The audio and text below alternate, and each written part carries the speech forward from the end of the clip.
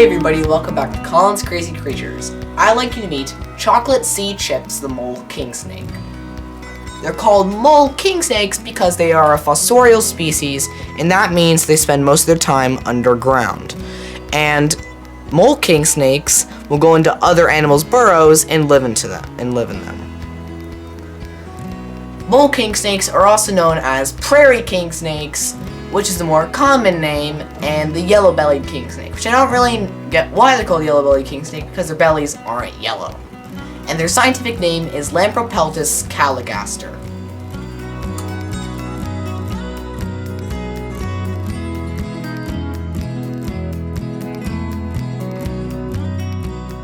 Many sources I found when looking up the distribution of mole king snakes said they're from the prairies of the United States of America, which makes sense because they are called prairie king snakes. But some other sources said that they can also be found in the eastern United States, south of the Mason-Dixon line, and the different sources treat them like different species, but they're all the same species, just different localities. And that is the case for Chips. Chips himself is captive bred, and his parents are from different localities. His dad, or the sire, is from Hoke County, North Carolina, and his mom, or the dam, is from Beaufort County, North Carolina.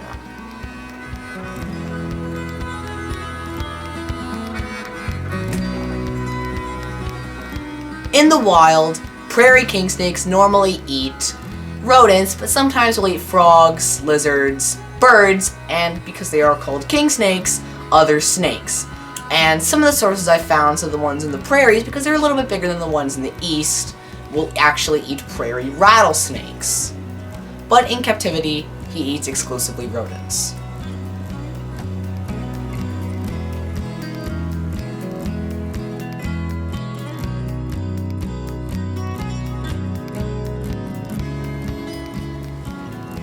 Mole king snakes aren't very big, getting 2 to 3 feet, maybe a little bit bigger, with females getting bigger than the males. And I really like the way that Chips looks. His head makes him look like a corn snake, and he has this brown spot pattern down his back with one special spot on the top of his head that looks like a chocolate chip, which is why I named him Chips.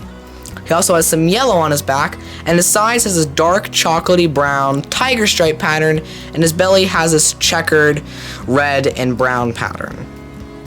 Mole king snakes live for 15 years or more, which isn't bad for a captive bred snake. Not too long, but also not too short. And normally, mole king snakes have very good temperament, with the adults being very friendly. Even the ones found in the wild will not strike at you.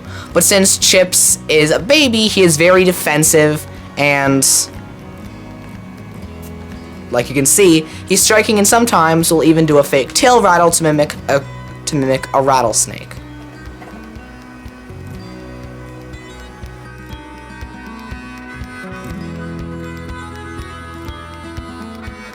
Mole king snakes have very simple care, like most other king snakes, and their care is very similar to that of my Mexican black king snake, Vader.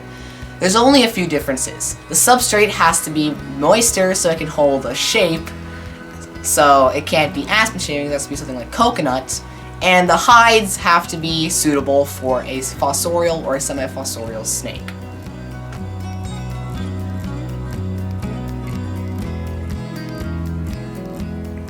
Currently, Chips is living in a small plastic container because if he was in a full-size container, it will be impossible to find him in the substrate. But when he gets bigger, we'll move into a more appropriately sized container. So that's Chips, the mole king snake.